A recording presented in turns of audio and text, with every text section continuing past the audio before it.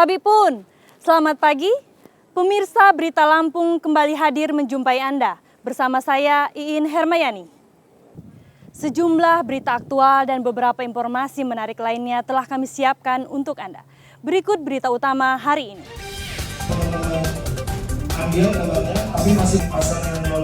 Pencoblosan kepala daerah telah usai. Berdasarkan hasil hitung cepat lembaga survei, Indikator Politik Indonesia hingga Rabu malam, banyak calon petahana yang tumbang.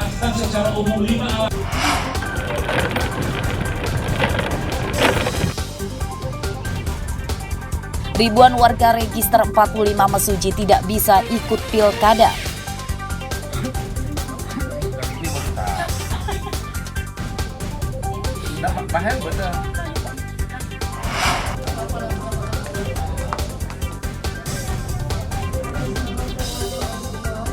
Puluhan tersangka yang mendekam di rumah tahanan Polresta Bandar Lampung ikut mencoblos.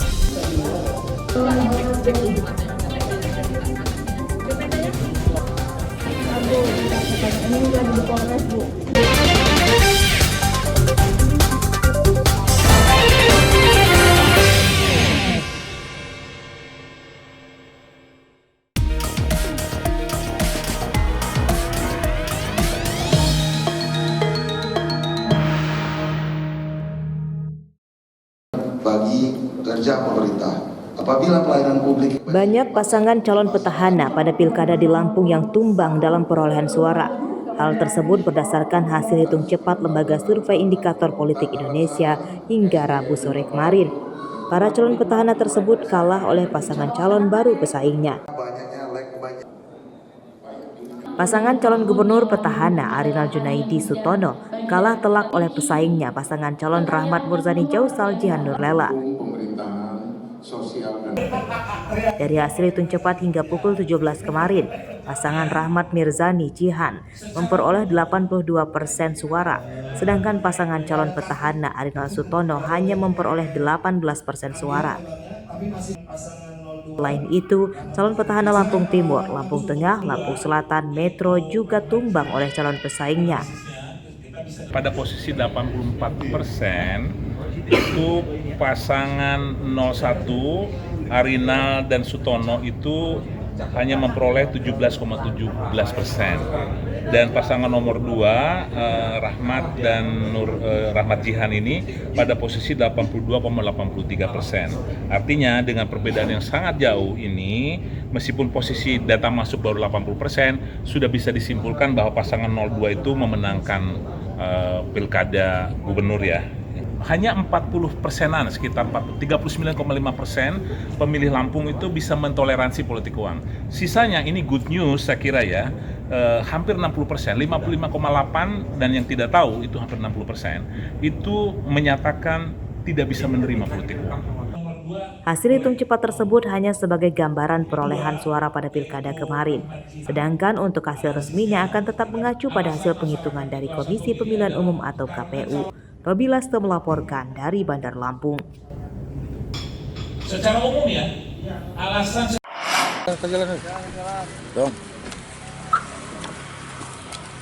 Calon Wali Kota Bandar Lampung nomor urut 1, Rehana mencoblos surat suara di tempat pemungutan suara dekat rumahnya di TPS 13 Kelurahan Waihalim Permai, Kecamatan Waihalim, Rabu pagi.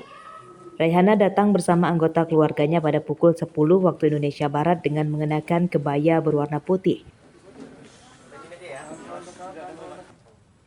Saat dikonfirmasi wartawan usai mencoblos, Rehana menyatakan optimis menang dalam pilkada dengan perolehan suara 50%. Setiap kita melaksanakan, kalau Bunda selalu orangnya harus optimis. Ya Allah tidak suka sama orang yang pesimis. Apapun nanti qadarullah itu Allah yang menentukan. Tapi kita harus tetap optimis. Berjuang sudah, ya mensosialisasi sudah. Pada ini adalah akhirnya biarkan rakyat memilih. Ya siapapun pilihan rakyat itu insya Allah mendapat ridho dari Allah SWT. Keyakinan berapa persen Bunda? Ya kalau nggak banyak-banyak lah, kali 50-60 aja. Calon Wali Kota Bandar Lampung nomor urut 2, Eva Duyana menyalurkan hak suaranya di tempat pemungutan suara dekat rumahnya di TPS 5 Taman Budaya, Kecamatan Tanjung Karang Pusat. Eva datang ke TPS bersama anggota keluarganya. Sebelum masuk TPS, Eva sempat menyapa warga yang antri. Eva Dwiana juga optimistis memenangi pemilihan calon wali kota Bandar Lampung dengan perolehan suara lebih dari 50%. Ia juga berharap pilkada berjalan aman dan kondusif. Assalamualaikum warahmatullahi wabarakatuh.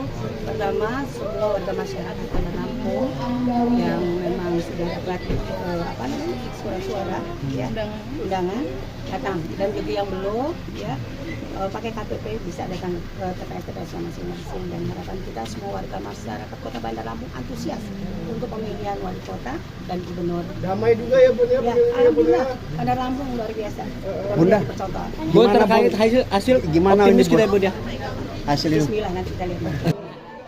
Sementara itu, hasil hitung cepat oleh lembaga survei Rakata hingga pukul 16 waktu Indonesia Barat, perolehan suara di pemilihan wali kota Bandar Lampung, pasangan calon nomor urut 2 Eva Dwiana Dedi Amrullah memperoleh 72%, lalu pasangan nomor urut 1 Rayhana Aryodia memperoleh suara 27% dengan total suara masuk baru di kisaran 51%. Namun untuk perolehan suara sebenarnya masih menunggu dari KPU. Robi Laste dan Jeffrey Arifin melaporkan dari Bandar Lampung.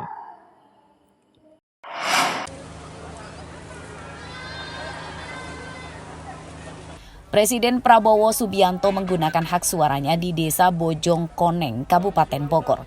Presiden Prabowo Subianto tiba di TPS 8, Desa Bojongkoneng sekitar pukul 8:30 pagi. Presiden menjalani proses pemungutan suara mulai dari registrasi, mengambil, mencoblos, dan memasukkan surat suara ke kotak suara. Tak lupa mencelupkan jari ke tinta pemilu.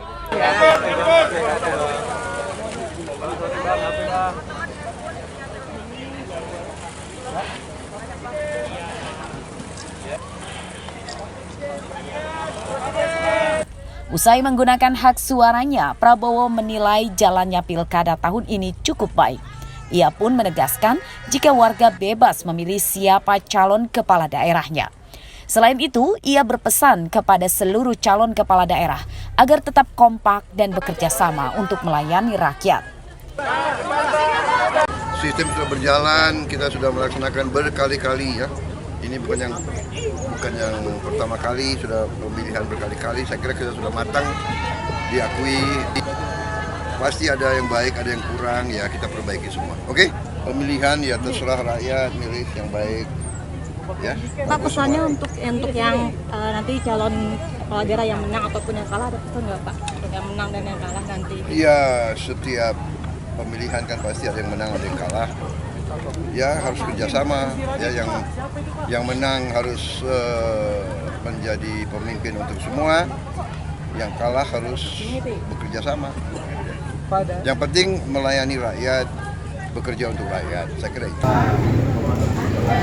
Sementara itu, Wakil Presiden Gibran Rakabuming dan istri Selvi Ananda menyalurkan suaranya di Kota Solo, Jawa Tengah.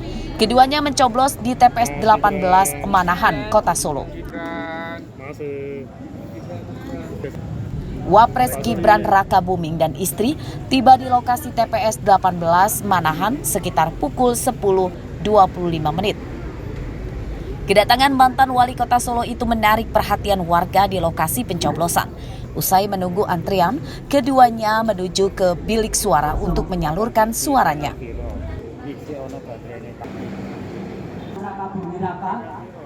Indonesia ini negara besar. Sekali lagi, perbedaan itu hal yang lumrah. Jangan sampai karena ada perbedaan lalu saling menghujat.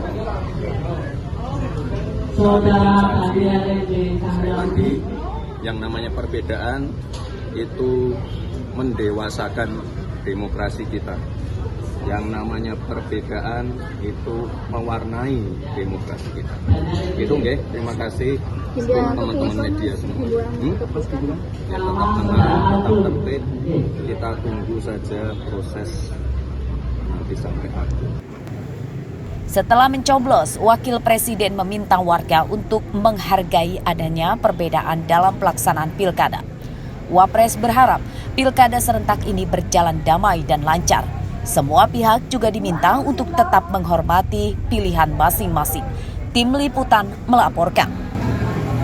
Sini Mas. Mas Gibran. Sini Mas.